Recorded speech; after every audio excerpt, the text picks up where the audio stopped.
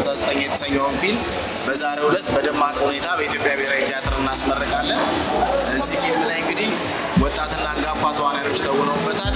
ካሳሁን ፍስሐ ማንዴላ፣ ሙሉዓለም ጌታቸው፣ ዘላለም ይታገሱ፣ ሌሎችም እንግዲህ በጣም ስራዎቻቸው እናቃቸው እናደንቃቸው ተዋናዮች በዚህ ፊልም ላይ ሰርተዋል።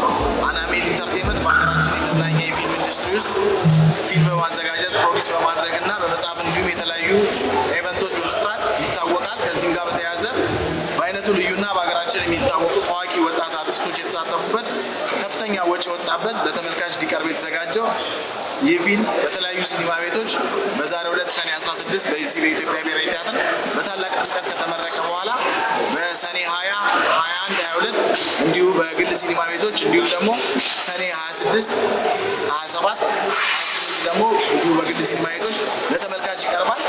ፊልሙ እንግዲህ 1 ሰዓት ከ43 ደቂቃ ይዘታ ወይም ፍጆታ አለው። ፊልሙን ሰርቶ ለማጠናቀቅ እንግዲህ 2 ዓመት ጊዜ ወስዷል። ከ4 ሚሊዮን ብር በላይ ወጪ የወጣበት ይህ ፊልም እንግዲህ ቀደም ብዬ እንደገለጽኩላችሁ ታዋቂ አርቲስቶች መካከል ካሳሁን ፍስሐ ማንዴላ፣ አርቲስት ሙሉዓለም ጌታቸው፣ አርቲስት ዘላለም ይታገሱ እንዲሁም በተለያዩ ቲክቶክ የምናውቃት ወጣቷ ቲክቶከር መቅደስ ተውነውበታል። ይህ ፊልም በዛሬው ዕለት በታላቁ ድምቀት በኢትዮጵያ ብሔራዊ ቲያትር እንዲሁ ተመልካችን እንዲሁም ባለሙያዎችን ባከበረ ሁኔታ በደማቅ ስነስርዓት ይመረቃል። የዚህ ፊልም ፕሮዲሰሮችና እንዲሁም ዳይሬክተሩ እዚህ ይገኛሉ። ዮስካ ዮናስ በእኔ በስተ ግራ በኩል የሚገኘው ፕሮዲሰሩ ነው። እንዲሁም መሀል ላይ ደግሞ አማ ዱጉማ የፊልሙ ዳይሬክተር ነው። በግራ በኩል ደግሞ ያለው ሌላው ፕሮዲሰር ናትናኤል ሄኖክ ነው።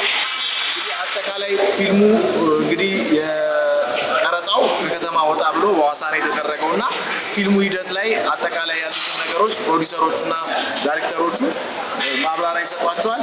ይህን ስራ ሲሰራ ደግሞ እገዛና አስተዋጽኦ ያደረጉልንን አካላትን በዚህ አጋጣሚ ማመስገን እንፈልጋለን።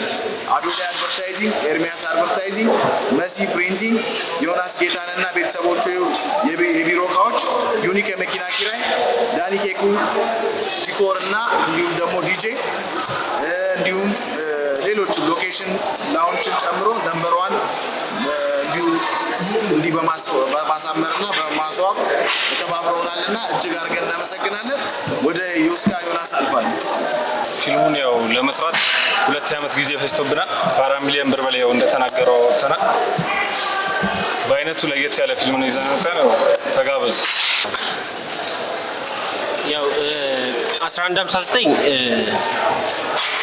የመጨረሻዋ ሰዓት ላይ ያለችው የንጋቱ ወይ የጨለማው ወይ የብርሃኑ ሰዓት ነች። ፊልሙ በዚህ ውስጥ የተንጠለጠለ ነው። አጠቃላይ ሊነግረን የሚፈልገው ነገር በቤተሰብ ተጽዕኖ ውስጥ የሚያድጉ ልጆች ፋይናሊ የሚደርስባቸውን ሪዛልት ነው።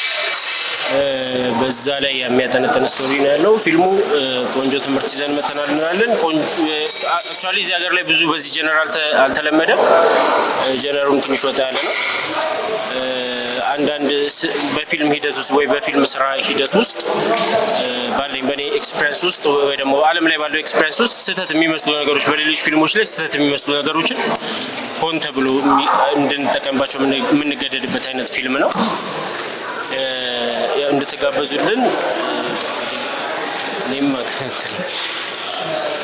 ያው ሁሉንም ተናግረውታል። ይህ ፊልም 2 ዓመት ፈጅቷል። ከተጀመረ ጊዜ ጀምሮ እስካሁን ታይም ድረስ 2 ዓመት ፈጅቷል። ያው ፊልሙ ብዙ ነገር ተናግረውታል።